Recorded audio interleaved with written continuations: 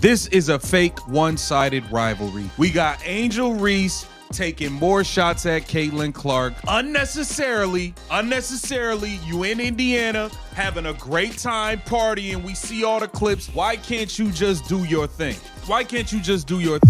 But can Sarah Spain and the media stop going out there and saying that the Caitlin Clark needs to do something to stop all this, when it is very clear this is a one-sided beef, and the one-sided beef is not from Caitlin Clark? What happens when a rising star tries to hijack the spotlight, but the real star doesn't even bother showing up? Angel Reese thought she'd crafted the perfect takeover. Billboards all over Indianapolis, a signature Reebok shoe launch, and a bold declaration I'm in your city. But when Caitlin Clark suddenly got sidelined with an injury, Caitlin Clark gets hurt, and guess what? Your demand vanishes, because people ain't gonna pay up to see these athletes that are ungrateful that their sport's growing. People aren't paying up for that. And we are here, right here. The tickets for this game, for this All-Star game, they've dropped by 50%. everything Reese had planned began to crumble in spectacular fashion. It wasn't just an embarrassment, it was a stark revelation. Without Clark on the court, the entire event lost its shine. But how could one player's absence? Angel Reese didn't just quietly arrive in Indianapolis. She kicked down the door with her flashy "I'm in your city" campaign. Giant billboards plastered all over Caitlin Clark's hometown boldly declared Reese's presence, creating an immediate stir. But instead of admiration, Reese's bold move sparked backlash online. Fans called her arrogant, accusing her of trying too hard to leverage Clark's fame rather than standing on her own talent. But when it comes to the vendors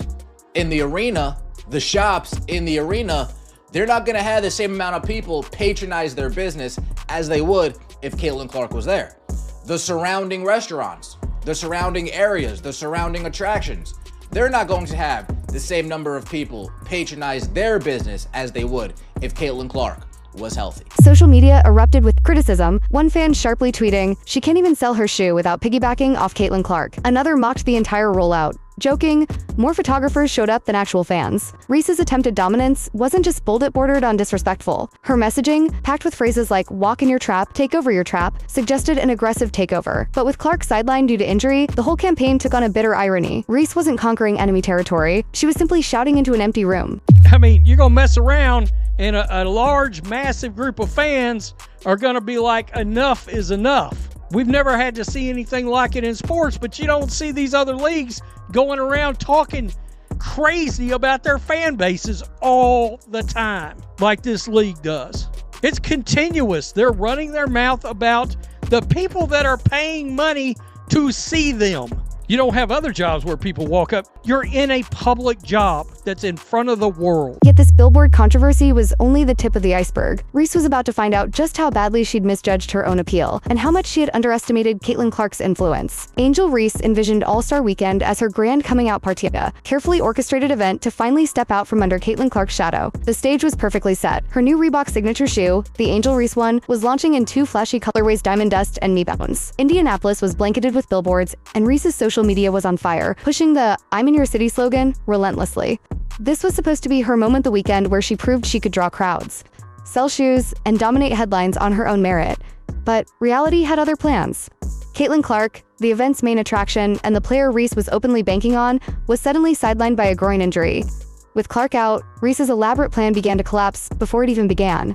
Ticket prices plummeted nearly 50%, and fans' excitement deflated like air from a popped balloon. Reese had mistakenly thought that just being near Clark's orbit would be enough to shine, but without Clark actually playing, Reese's event lost its core appeal. The painful truth became clear. Angel Reese had bet big, but she'd bet on someone else's fame. And without Caitlin Clark to hold it together, Reese's big moment was rapidly becoming her biggest embarrassment. The fallout from Caitlin Clark's absence was swift and undeniable. When Clark headlined the All-Star event in 2024, it was a blockbuster, smashing viewership records with 3.44 million tuning in. Fans didn't just watch, they showed up, turning an ordinary event into a national spectacle. But fast forward to 2025, without Clark on the court, and the numbers told a shockingly different story. Ratings crashed dramatically, dropping by a staggering 36% to just 2.19 million viewers. Ticket prices took an even bigger hit, plunging from $121 down to a mere $64, a clear reflection of fan disinterest. Suddenly, the harsh reality set in. The WNBA's popularity wasn't broad-based, it hinged dangerously on Clark's singular star power. Her absence didn't just dent enthusiasm, it completely shattered it. The league tried spinning the numbers positively, comparing 2025's ratings to 2023, conveniently skipping over the record-smashing 2024 game. But fans and media saw right through the PR maneuver. This dramatic plunge wasn't just about statistics, it revealed a deeper truth. Without Caitlin Clark, the WNBA's marquee event felt hollow. Angel Reese wasn't enough of a draw by herself, no matter how many billboards Reebok bought or how loudly Reese declared she was in your city. The league and Reese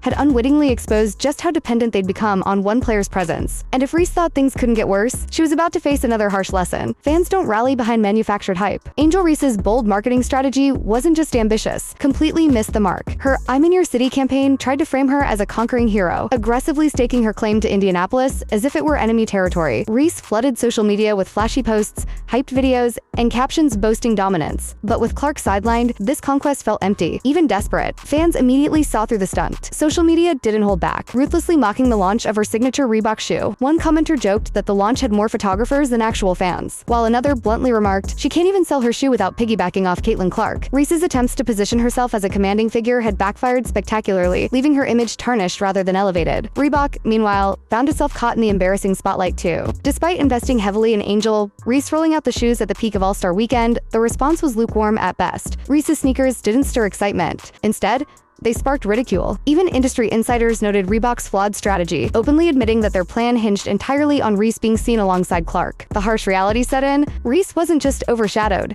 She had no real glow of her own. Instead of looking bold, Reese's aggressive marketing came across as needy, desperate, and transparently reliant on Clark's star power. But while Reese struggled, it raised an important question. What exactly makes fans connect so deeply with Caitlin Clark? And why couldn't Reese replicate that magic, no matter how hard she tried? The difference between Angel Reese and Caitlin Clark isn't just talenticity. Caitlin Clark's massive popularity wasn't built overnight or engineered in a corporate boardroom. It was carefully earned through countless clutch performances, genuine fan interactions, and years of undeniable charisma on the court. When Nike signed Clark to a staggering 8-tier, $28 million deal, it wasn't gambling. They knew exactly what they were investing in. A once-in-a-generation athlete whose connection to her fans is real, powerful, and lasting. Contrast that with Reese's flashy but ultimately superficial campaign. Reebok tried desperately to manufacture excitement, yet fans didn't buy in. They could sense something was off. Star power can't simply be projected onto billboards or hyped through clever marketing slogans. It has to be rooted in genuine moments of greatness and authenticity.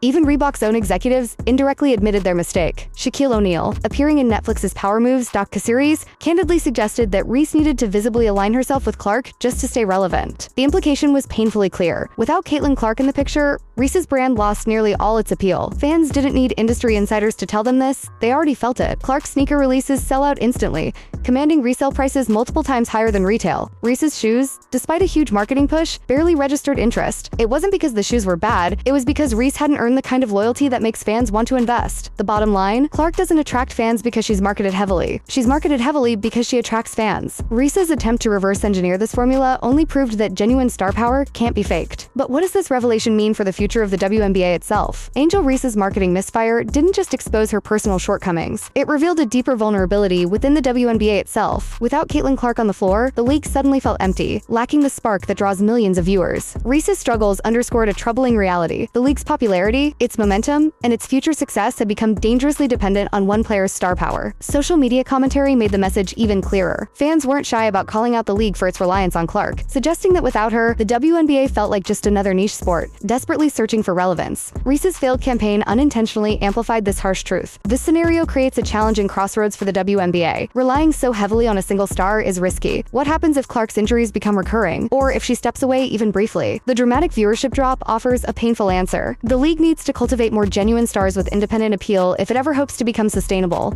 Angel Reese tried to fill that role but failed, highlighting a critical lesson: real stars aren't manufactured. They're developed organically through authentic connections and consistent greatness. And if the WNBA doesn't internalize this lesson quickly, it risks facing even bigger problems down the line. But if Angel Reese learned anything this weekend, it was that you can't simply borrow the spotlight. Real stars create their own, and there's only one true star shining brightest in the WNBA right now. In the end, Angel Reese's ambitious attempt to take over All-Star Weekend didn't just fall short. It painfully exposed the massive difference between manufactured hype and genuine star power. Reese had every everything: billboards, signature shoes, and a massive marketing campaign. But she lacked the one thing she truly needed: authentic fan connection. You can't build a legacy by simply standing next to greatness. You have to create your own. Caitlin Clark's absence might have caused ratings to crash, but it served as a powerful lesson about influence. Clark's fans don't show up because of flashy campaigns. They show up because they believe in her journey. Reese tried to replicate that magic overnight, only to find out it's impossible to shortcut authenticity.